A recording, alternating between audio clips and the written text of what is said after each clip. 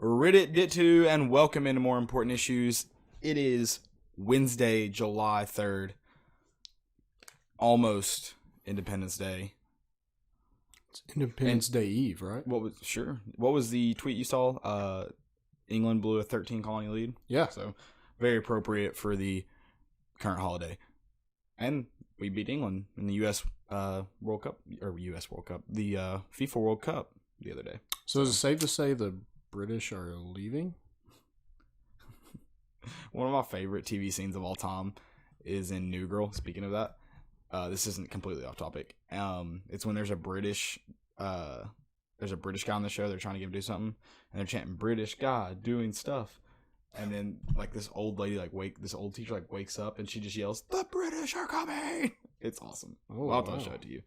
It's a great little line. It's like a Creed line. It's a very Creed line. It got intense. It did, for sure.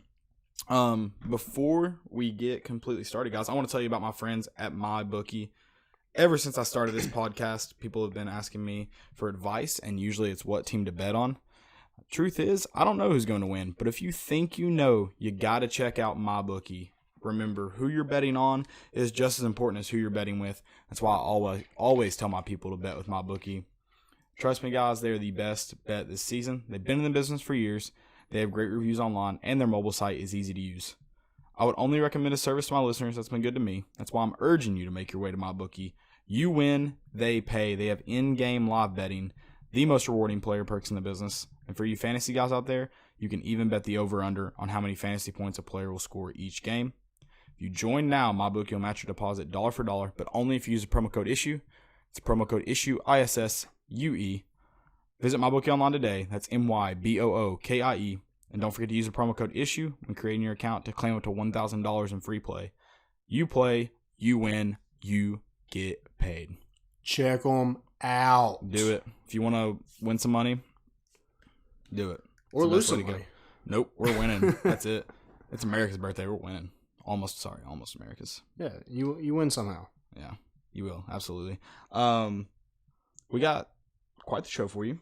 We're going to do some position previews. We went a little off topic Sunday and did a preview of breakout players, I guess is the way to say that. Yeah.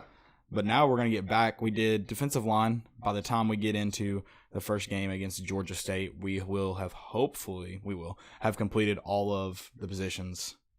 Yeah. So, mostly. Yeah. And special teams. We'll talk special teams on here. Ooh. We know press the kicking game, for here is where the breaks are made. Absolutely. We know it. But yeah, so this episode, we're talking tight ends to start. Tight ends?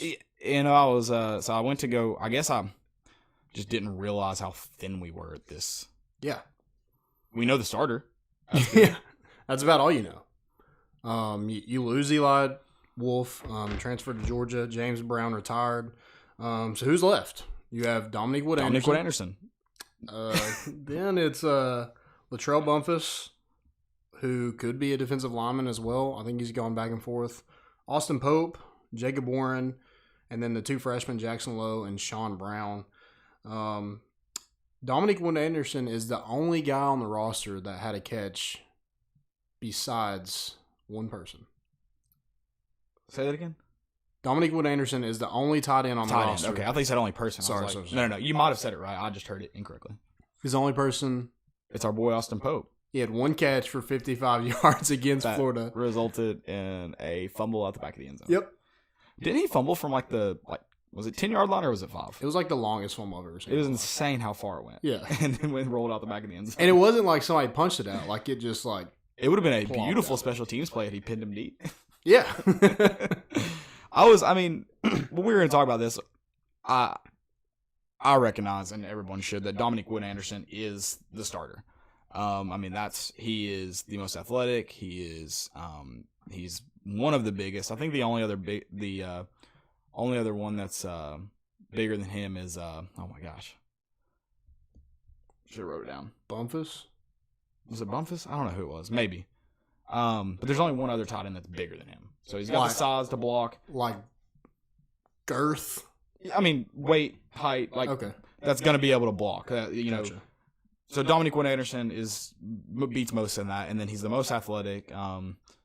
So obvious starter. But I mean, I think Austin Pope is athletic enough to give you legitimate, and he's going to have to. I mean, yeah, you're going to have to ask him to. Mm-hmm. So you hope he is. And I mean, you talk about that one catch. That one catch was a really nice play up until the somehow fumble. Yeah. So need to get the speed up. Can't get hawked. No. Especially against Florida. Where we already had, I think that was the last turnover.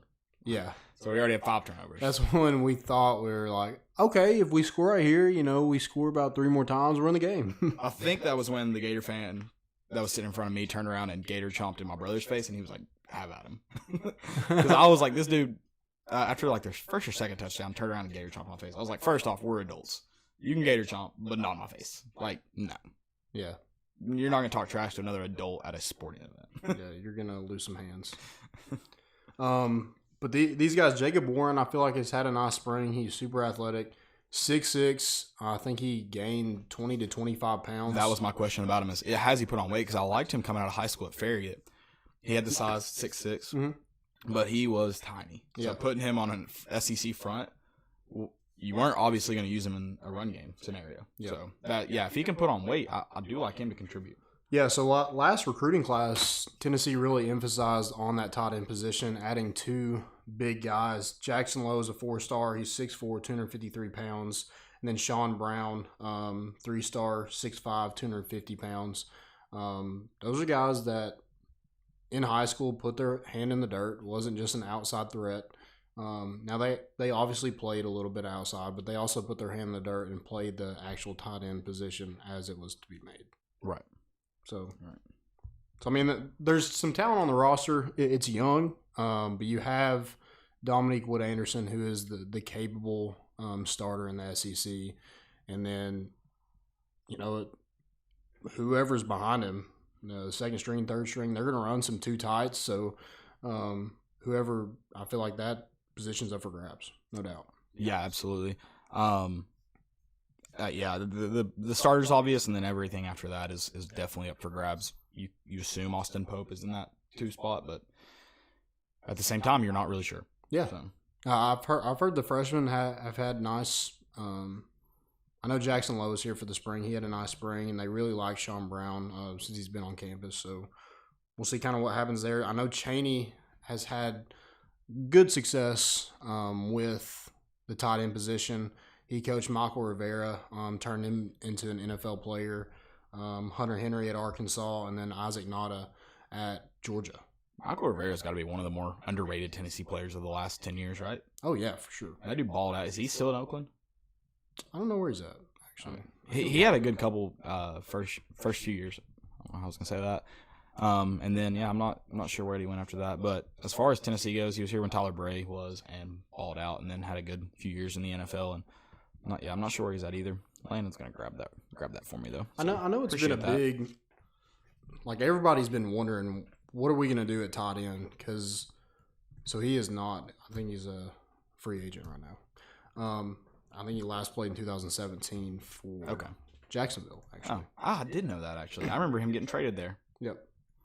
So I mean, it's been an emphasis. People really want to see that tight end position used. And it just hasn't been. Last year was probably the most it's been used in a long time. And Dominique Wood-Anderson had 17 catches for 140 yards and 2 touchdowns. So not a ton of production, but hopefully, you're able to get more out of him. Like we said, I think we said it either last episode or 2 episodes ago. He just hasn't played tight end enough. Right, and I'm confident as far as tight end position goes. You talked about the involvement that it's been the last few years. I'm confident that if our tight ends are competent, that Chaney can get them involved. Yeah. That's the one big thing about Chaney. Like, I don't think he's, as far as just straight up playing football. I mean, he's a good offensive coordinator. Great. What he is great at is finding creative ways to get the ball in playmakers' hands. Yeah. So, and from what we've heard, Dominique Wood-Anderson is all that. He's a baller for sure. He is. And very highly touted coming out of junior college. Yeah, and a tight end can be a quarterback's best friend, especially if there's a lot of pressure. Yeah.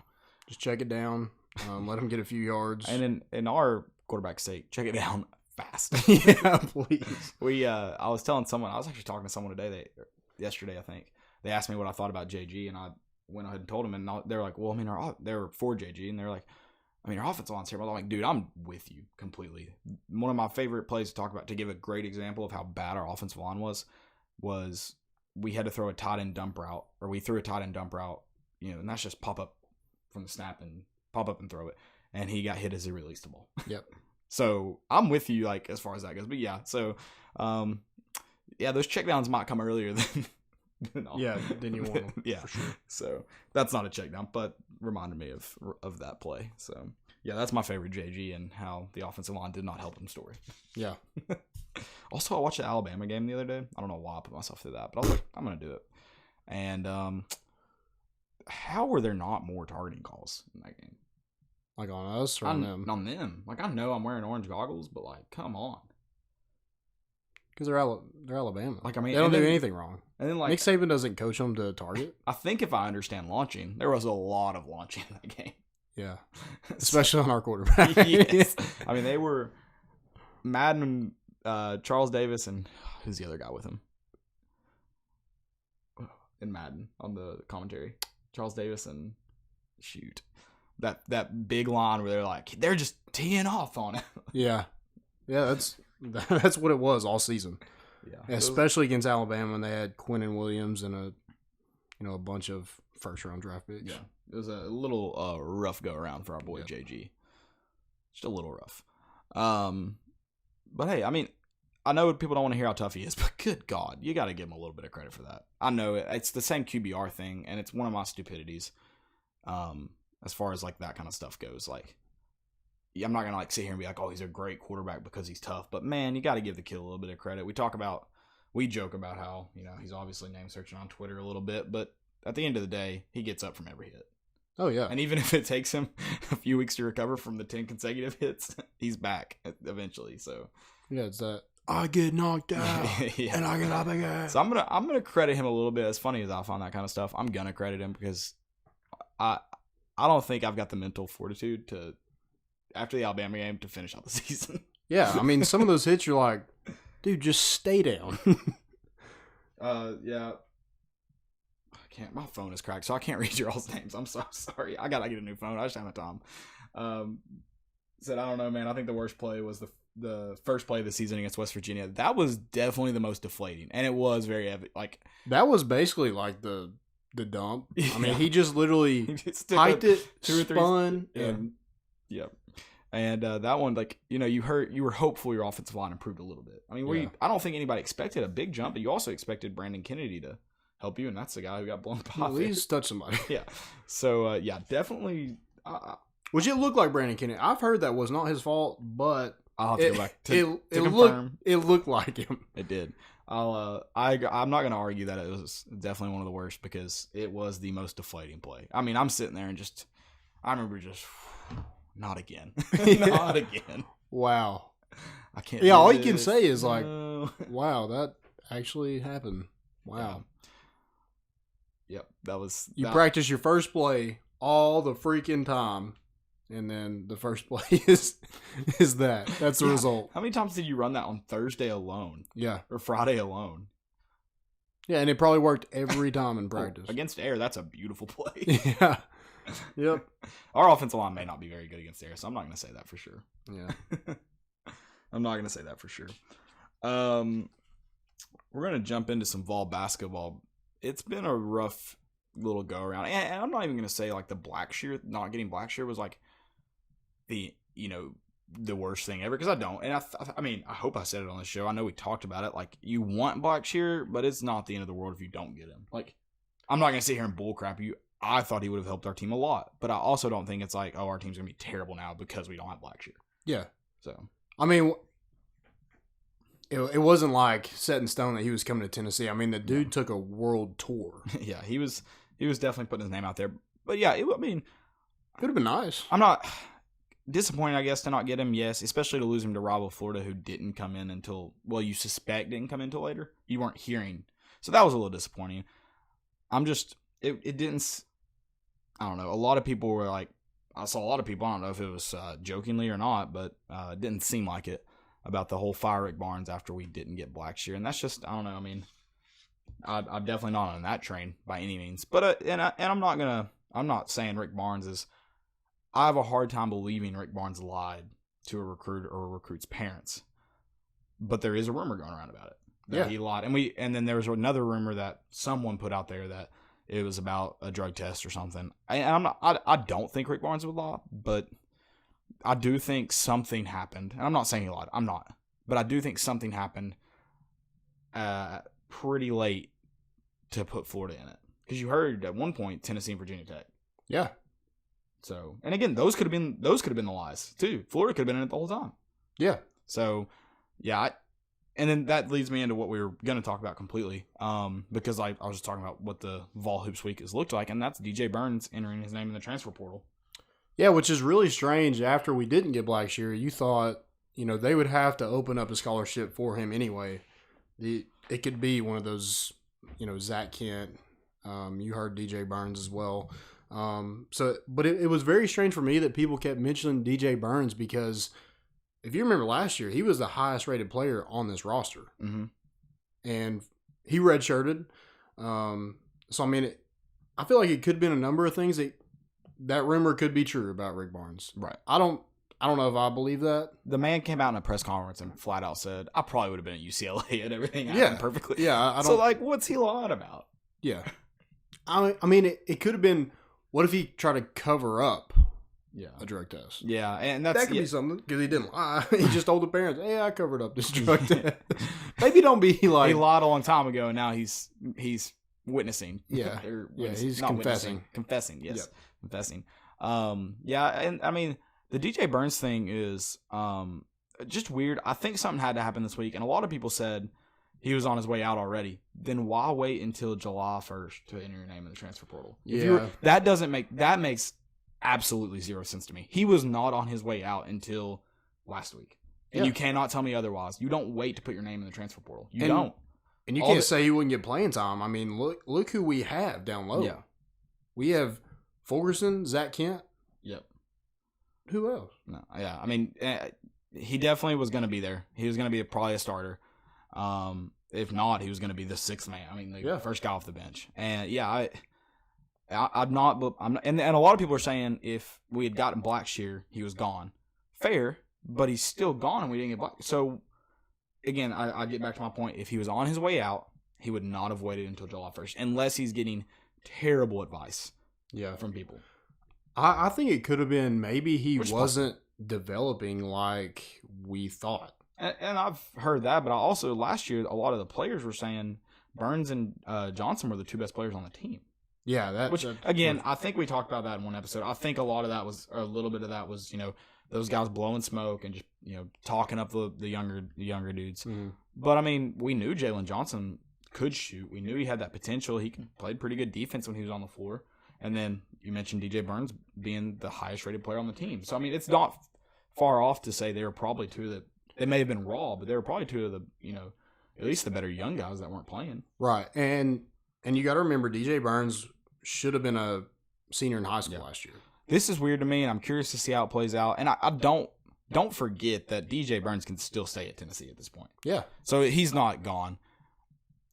I think with it being this late, again, I think something happened. I think he's gone.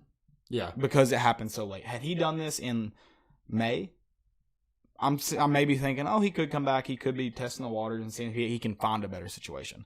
I think something has happened, and I'm not necessarily even saying it was those rumors. Those are just the rumors we've heard. I'm saying I just think something has happened between DJ Burns and the staff, and if he was willing to put his name in this late in the transfer portal, it may be, there may be no coming back from it. And that's, again, he could still stay. We could be overreading this. All of us. That can be the way and the way it seems, I don't think he stays. I do know the new guys just got on campus, so maybe it was, that Olivier Robinson Kumwa. He's probably, sorry. And then Uros Plavsic. But he's probably not going to be eligible, right? Well, Rick Barnes said that he would be very surprised if he's not eligible. Oh, okay. Oh, interesting. So, did they pass him up already? So, I think then you go back. God, I hope not. That dude looks too big to move. Is he not developing like what they thought? Yeah, and that's another possible scenario. We haven't heard anything other than the only fact we know is DJ Burns put his name in the transfer portal. Yeah, I just know that's it. If he goes somewhere and balls out, a lot of people are going to be raising some eyebrows because we could have used a bigger body last season. Absolutely. I mean, I think that was going to be the most frustrating part if he did well this year. Yeah, I think because if he's as good as they say he is he even going to be around for 3 or 4 years?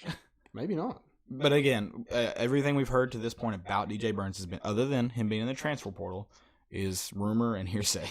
Yeah, and he acted like he understood his role last year on the bench and, cheered on the guys. It looked like he enjoyed that time. Yeah, and I mean, he got in a screaming match with a fan about Rick Barnes. So at some point, him and Rick Barnes had at least a good coach and player relationship. Because he committed because of Rick Barnes. Because them two, speaking about other things than just basketball. They talked about their faith and different things like that. So that had an impact as well. So again, that's why I believe something has happened in the last week. And maybe he didn't know he was going to be the first one out of Blackshear, or at least the first one off scholarship if Blackshear committed, and he found that out or something. Something like that happened. I don't know. And a lot of people say, somebody tweeted at me and said all those players are self-aware. You haven't been around high school and college athletes who DJ Burns last year was a high school athlete. They are not always self-aware.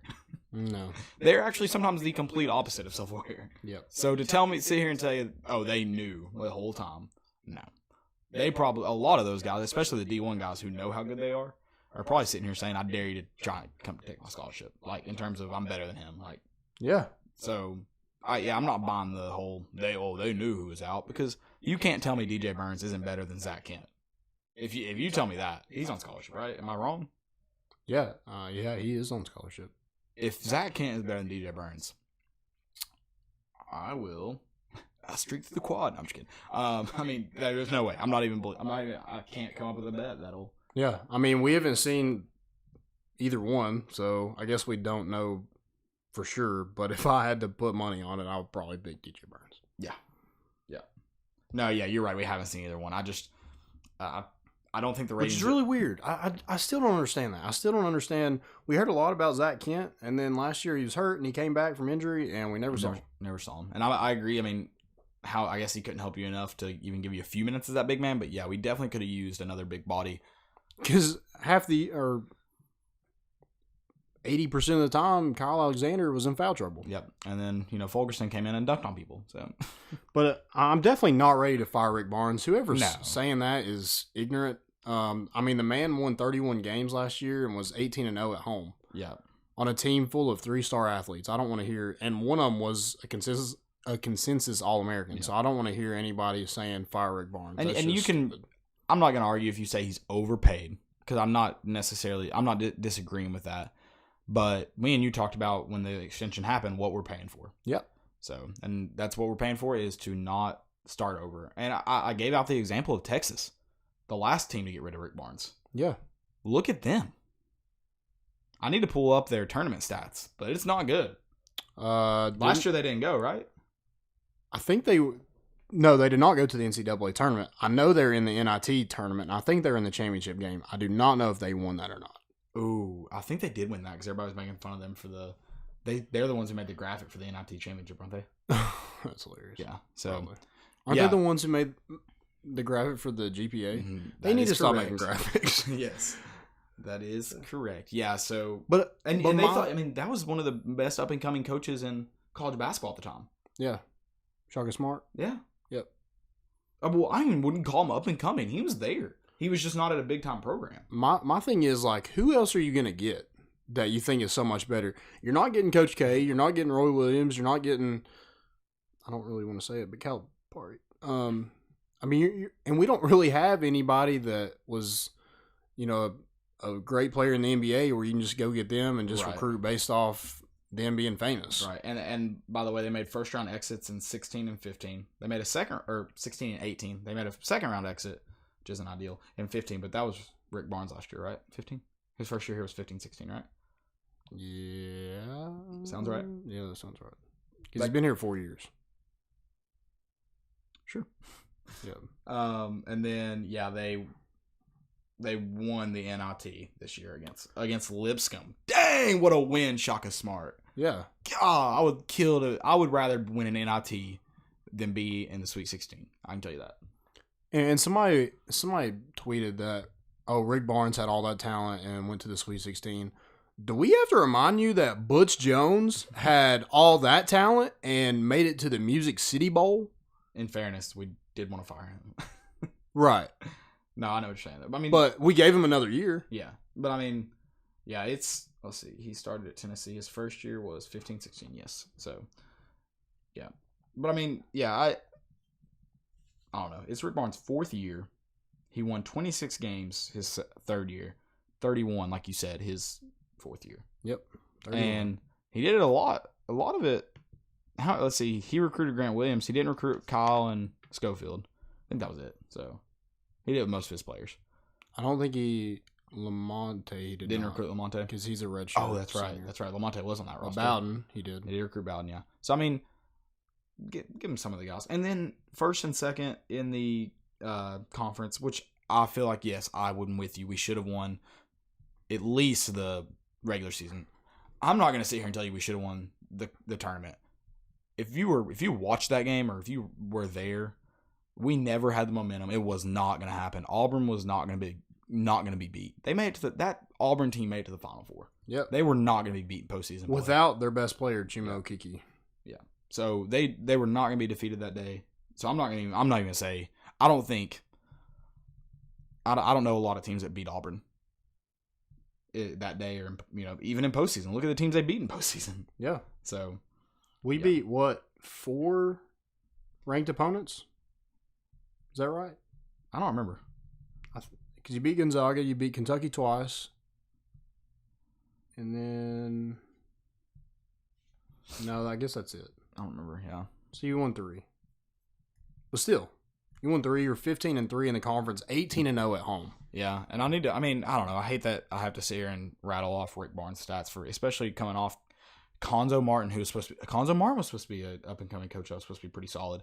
I mean, I don't think he was supposed to win us a national championship, but he was supposed to be solid. Yeah. And then Donnie Tyndall, our boy. So what a joke. Yeah, so but I don't know. I don't see how you can be upset with Rick Barnes. No. I don't I can't understand that. Yeah. I mean, yeah, he hasn't won a championship every year in Knoxville.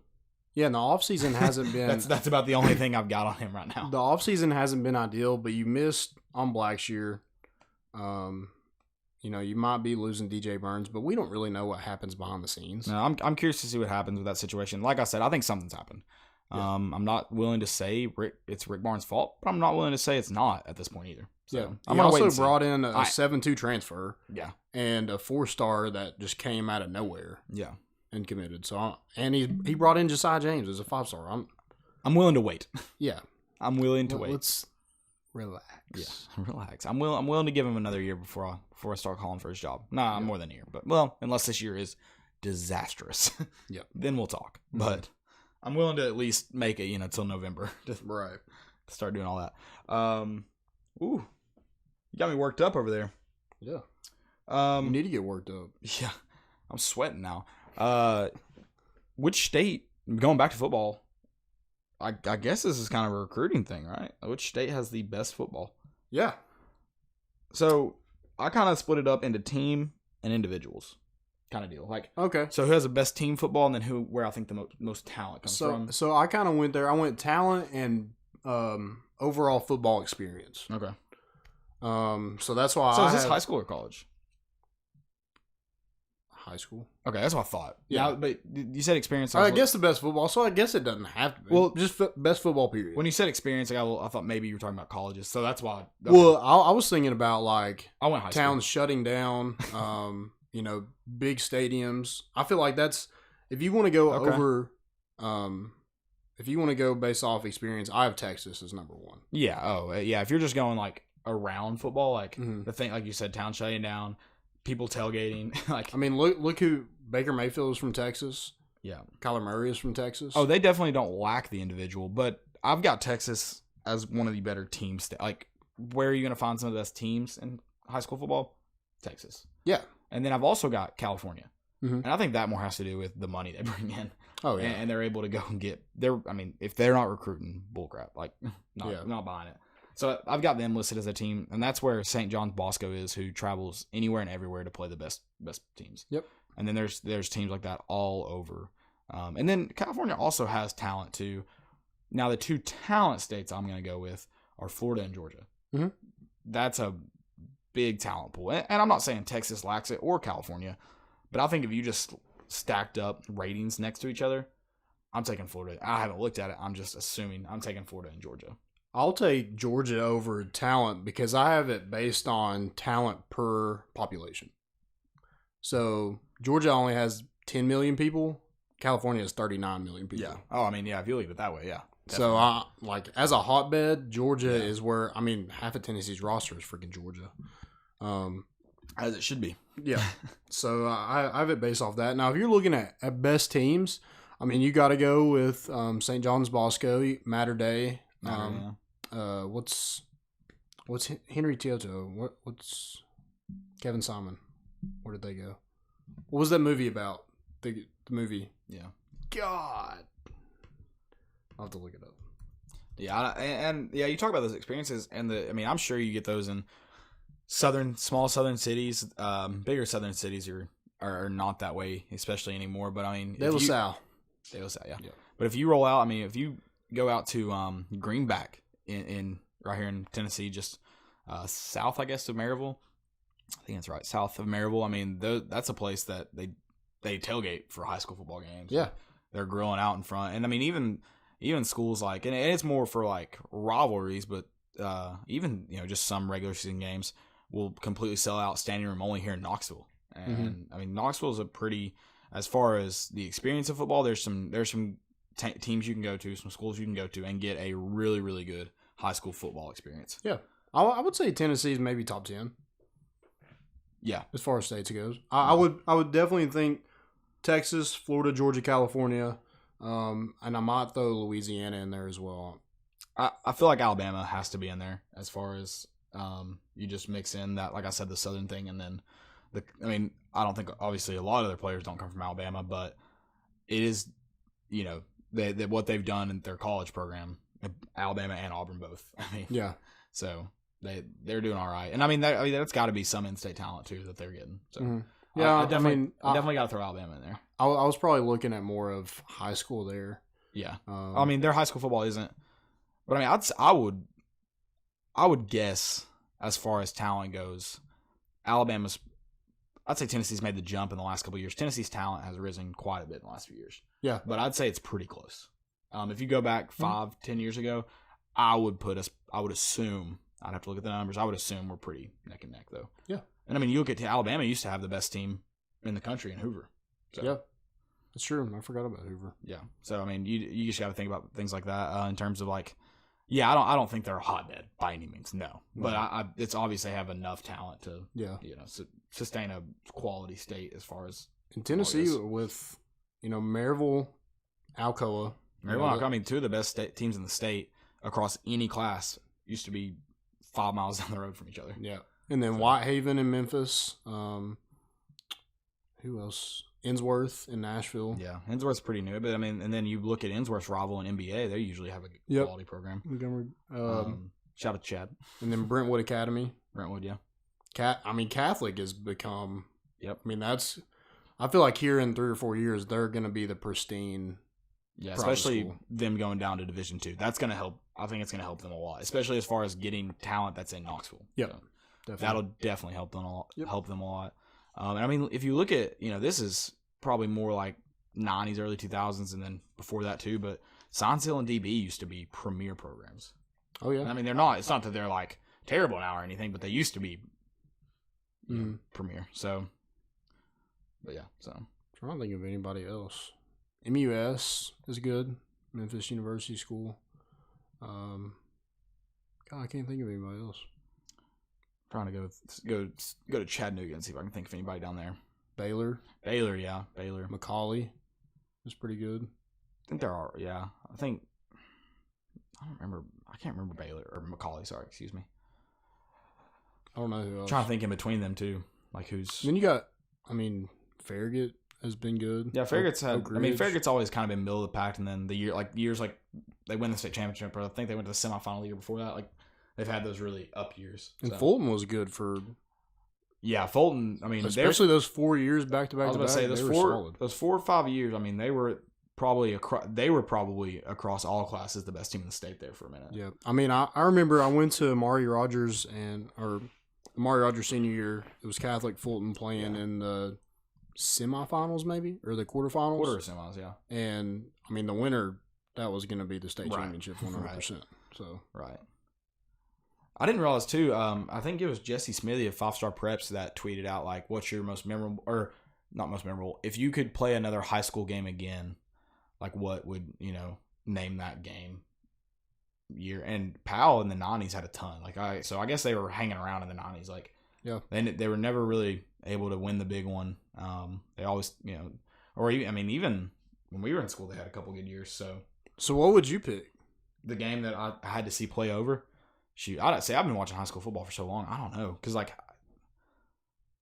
don't know if there was a close game that we played that I'm thinking, man, I would love one more shot at that. That we didn't win. That we didn't win. That okay. I'm thinking, man, if we just had one more shot, I think we. I would like to have Sevier County our senior year with our student section actually there. I don't know if we win. Sevier County that game was weird because I felt like if you asked me today, I'm like, well, we got blew out. But you go back and look at the score, and it was closer than it was like 30-20 or something. Yeah, it was close. AE used to be good in the day. Yeah, forgot about AE. It used to be really good. Rural High School used to be good. Mm-hmm. Yep, I still am struggling to. It's like a ride on the JRC EFL at JRC. Yeah, AE did used to be really good. Yeah, I don't know, man. For personal use, it's Carter our sophomore year. Yeah, I think we win it if we go back but we have to do it completely different, not just like a rerun. Not completely different. We have to run the last play completely different. I'd probably like to play Cherokee any of our junior or senior year. Yeah, we should have beat them. Junior year, we're not repeating that one. That was my career high day. We're not going to try to change it. We're not doing that. That was my career high in receiving yards. Yeah, mine too. I don't know. I guess they just refused to cover me. They're like, we're not going to cover the 5'8" receiver. And I got to open a lot. So. Yeah. Well, all they did was spread everybody out. We'd cover them down the field, and then their quarterback would just run for 10 yards every time. That's how they beat us 2 years in a row. Oh, yeah. Tyron's kid was good. He should have gone somewhere. Yeah, he was good. Yeah, I think South Carolina was there one year when we played them. So that Fulton Catholic game, that was one of the best high school football games I've ever seen. Oh, for sure. And I think that was, the not before or the last game that Xavier Dobson played. Oh, okay. One of the more fun games I've ever watched. Southwold won it, so we're not going back and playing it again. It was Jonathan's senior year against Central. They won in, I think, double overtime. And what had happened was we kicked the field goal to tie it 28-28, and they roughed the kicker, so they got a chance to replay the down if they wanted to. Replayed it, went for 2-1. It was awesome. The Heritage game was good for us our junior year, and then senior year, Morristown West was a lot of fun. Yeah. That was a really fun game to be a part of. Yep. Yeah. So I don't know how many I'm playing back there, but yeah, that brought up a lot of interesting teams that I'd either not known about, forgotten about. So I was like, oh, that's it. Central used to have good team, and now they're back to having a really good team. But yeah, they got a good coach. Yeah, in the '90s they used to be stout, and then they really started falling off there. I think that year 2008-07 was their last year being a team that when Maryville played them, it was gonna people were eyes on them because this could be the one Maryville lost that year. So that Sevier County South Dual game a couple years ago with Brody Rollins and Deuce 2014, yeah, that was a good game. That was. The Maryville game on ESPN in 2012 or 2013 was awesome. Yeah, I think that was that day game on Saturday. That was a really good game. Where it went back and forth with them and Whitehaven? No, the Alcoa Maryville game on ESPN. Well, I'm talking about their state championship game against Whitehaven a couple years ago. When they ended up losing. Whitehaven should have won in regulation and missed a field goal. Yeah. And they end up winning in overtime. Yeah.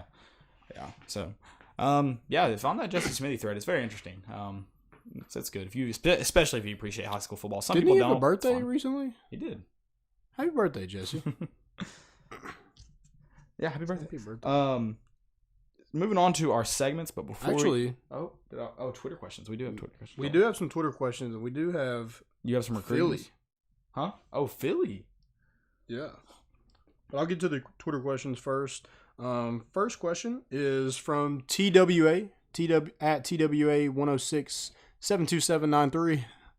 That's my boy. That is our boy. He said, "Where does Tennessee stand now with defensive tackle Jeffrey Mo Bamba? Since he decommitted from Virginia, how hard is Tennessee recruiting him now?" I know Tennessee was definitely in the running.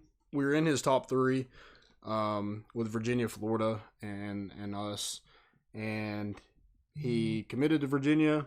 I think we kind of stopped. I think he's from France, is where he's originally from. Moved to the States in Connecticut at St. Thomas More. Then he decommitted from Virginia, and he reclassified to the 2020 class. So he's a 6'6" defensive tackle, 315 pounds. So big dude. Yeah. I mean, I would like to think Tennessee, if they want him, they'll get back in the thick of things. I know Florida has already. Right. So we'll see kind of where that goes. And then we have another one. No, one more.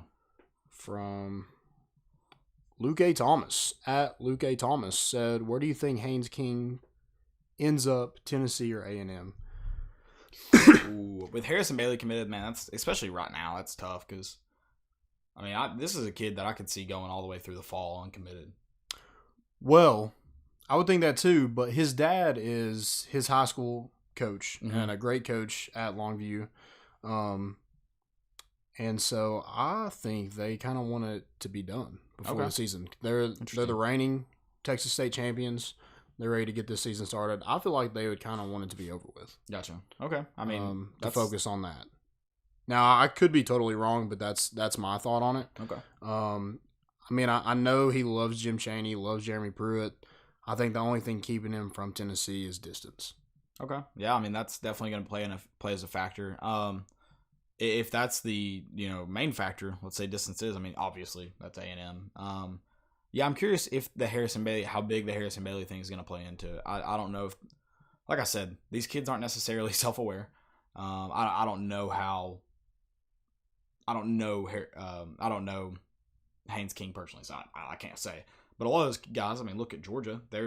They have that feeling about themselves. I can go in and beat anybody out. Like, who cares who's playing right now? Yeah. Who's going to be there? Mm-hmm. So I'm not going to say Harrison Bailey's necessarily going to scare him away, but it's possible. And Harrison Bailey seems to be firmly committed. So I don't see that changing. Yeah, I would hate to lose either one. Mm-hmm.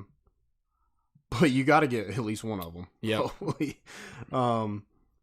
But Haynes King is leading the Elite 11 right now, and that isn't the end all be all if you win the Elite 11. But I don't think Trevor Lawrence won the Elite 11. Did he not? No, I don't remember. I can't remember the last time I watched like the Elite, which I don't think they do it as.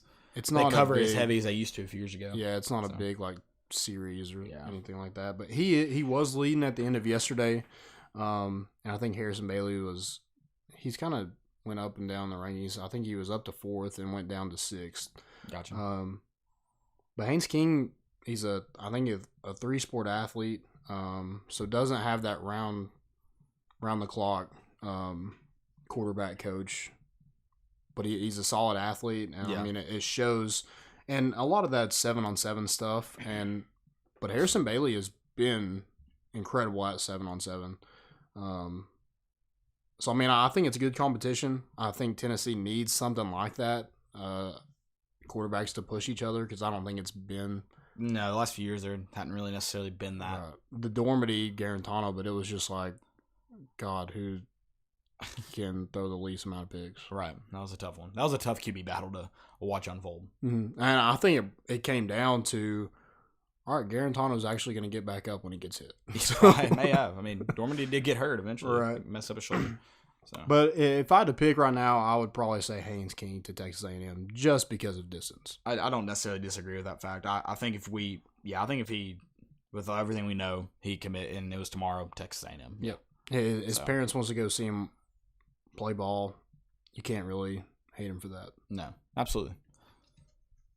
We're going to jump into our segments, but before that, Landon's going to tell us about some good friends over at SeatGeek. SeatGeek. Let me find that.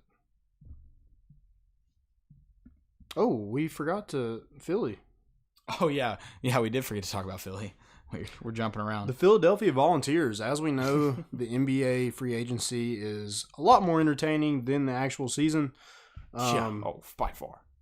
But Josh Richardson and Tobias Harris are in Philly together. Mm-hmm.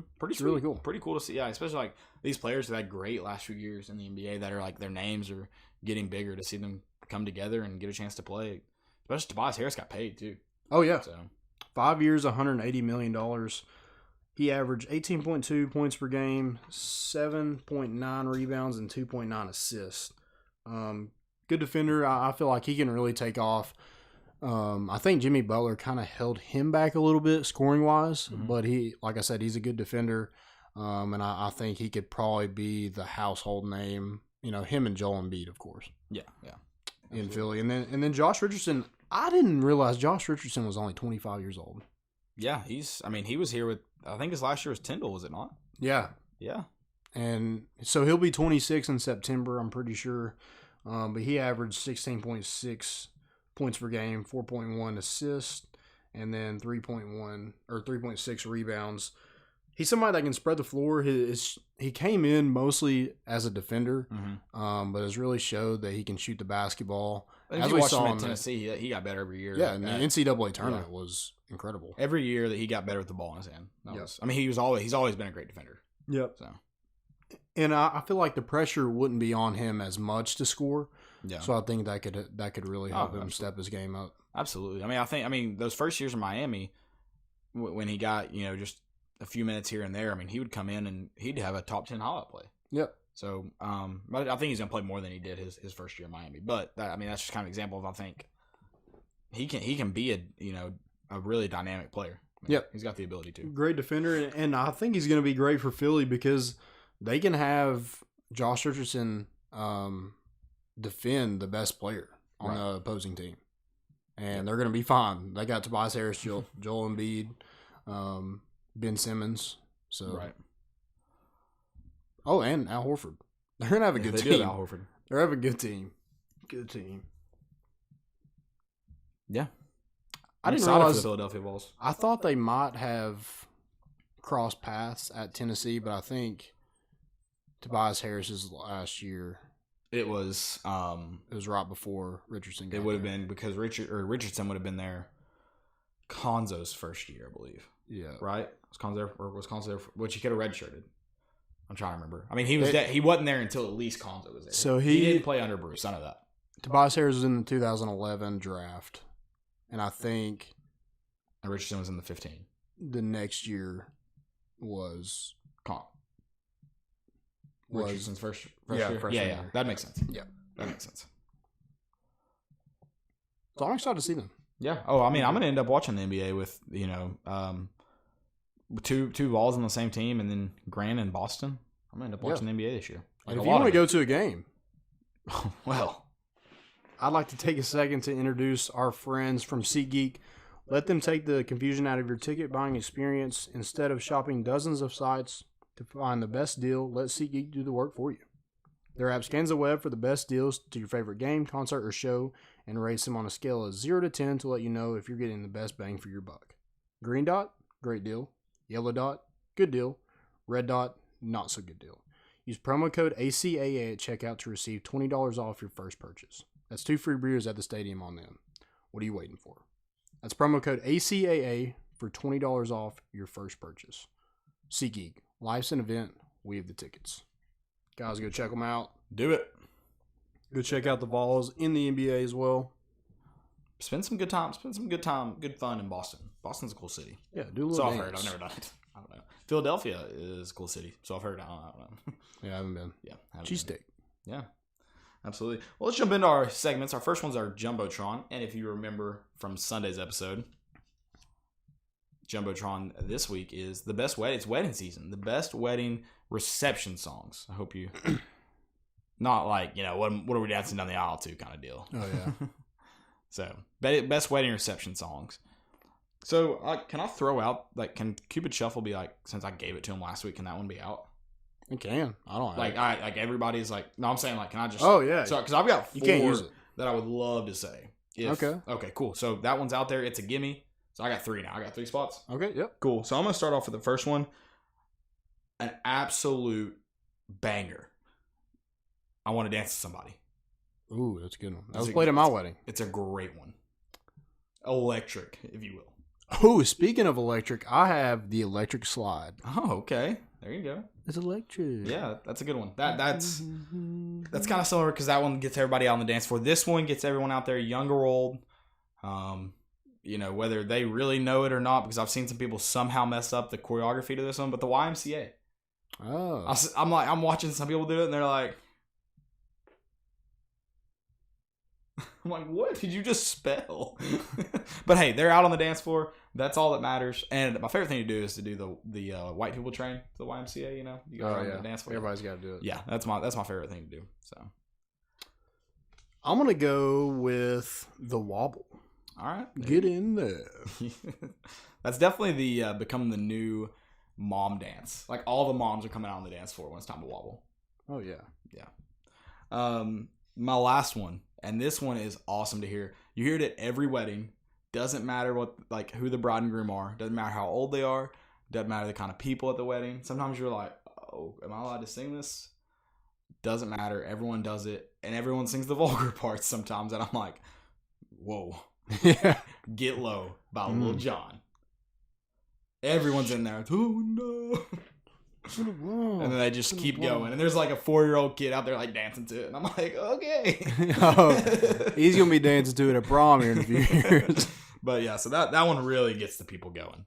Yeah. I'm going to go orange glasses, Rocky Top. There you go. Definitely. It's classic.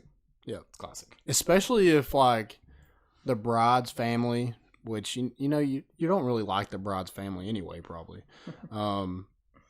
So it'd be great if they're like unless Alabama. You're the bride. Yeah. Well, maybe not. I don't know. Yeah. That's forced. It's forced upon. Yeah. So it's better if they're Florida, Alabama. Yeah, absolutely. Or if they don't even like sports, it's still fun. Yeah, it is. It's fun everywhere. Yeah. Rocky Top is an absolute banger anywhere you go. Absolutely. Especially when the Osborne brothers are playing it. Mm-hmm. Or you know what? If it's a Pride of the Southland, I'm with it too. Get the banjo. I heard the strangest version of Rocky Top at the casino. There's some like live band like kind of back behind us, and I heard it, and I looked at the dealer, and I was like, I've heard probably 4,000 versions of Rocky Top, and that's by far the worst. They butchered it. Yeah, they struggled. They struggled for sure. Moving on to Stupidity is an Epidemic. I think we just got one. I know a lot of stupid people have been hanging around me since Sunday. Nice. So that's nice. Besides, I had a few people come at me on Twitter. So I talked about how I hate the whole like comments about like he's so tough or his QBR rating. That's what someone said. Someone's like, but his QB rating's so good. I'm like, but does he win? Do you win? That's all I care about. Your QB rating can be absolute butt, but if you're putting wins and losses on there, that's okay with me. That's fine. But so I don't know if you saw Jarrett Garantano was getting rant and raved about at the Manning Passing Academy. You seen that? Yep. I'm sick of hearing that. I also heard in 2013 that Justin Worley was playing really good at the Peyton Manning Passing Academy. Win ball games. That's all I care about. Win ball games. It's easy. Yep. So don't be stupid. Don't talk about, especially when they're not very good. He's not very good. Hasn't performed very good. Don't talk about him in like the context of that because it just doesn't work there. If he's winning 12 games a year, by all means, talk about how good he's playing at the Peyton Manning Passing Academy. But you know who didn't do well at the Peyton Manning Passing Academy? Johnny Manziel. You know what he did do? Win a Heisman. So I don't care. All right? I don't care. Yep. And beat Alabama. Oversleep your alarm at the Peyton Manning Passing Academy if it means you're going to win ball games. Who was like the best quarterback there? Was it the dude that transferred from Penn State? What do you mean? This year at the Manning Academy? I don't know. I thought I read something about that. But who cares? Is he going to win ball games? I don't care how good you are there if you don't win ball games. So my first one is not good. Like, it's not funny. Like, it's just messed up. Dan McLaughlin. He's verified, so I think he does something, but I don't know. But he said Tyler Skaggs, which Tyler Skaggs is the Angels pitcher that passed away this week. He said Tyler Skaggs was pitching pretty well this year, which is a small thing compared to dying at 27. But a shame for him, he didn't get to finish a good season. That's very strange. Why would you say that? Yeah, that's very strange. Why would you tweet that and be like, oh yeah, that was a pretty good tweet? No, that was terrible. Yeah, that was very weird. Weird. You have any more? It's the only one I got, so. Oh, I do have one more. So Six Pack Speak. I think they're a Mississippi State person, but it said, I think Moorhead has a better shot. And this, I think they're talking about Tennessee over Mississippi State. He said, because of the state of MSU football when he arrived. This isn't Hoover High. I don't see it with Pruitt. I don't understand why Pruitt is Hoover High is his, like, ceiling. Right. He's not. It's literally not his ceiling. He's worked past that. Yeah. And the man coached national championship teams at Florida State, at Alabama, had good defenses at Florida State, or not Florida, Georgia. Yeah. And then now he is a head coach. Yeah. I think he's doing a little bit better than Hoover High School. Yeah. So he's doing all right for himself. Yeah, absolutely. He lost his hair, but that's good. But hey, it happens. Yeah. He didn't have much to begin with. Pretty sure. I mean, he was born bald. So, but God, I was gonna say something else. I don't even remember now.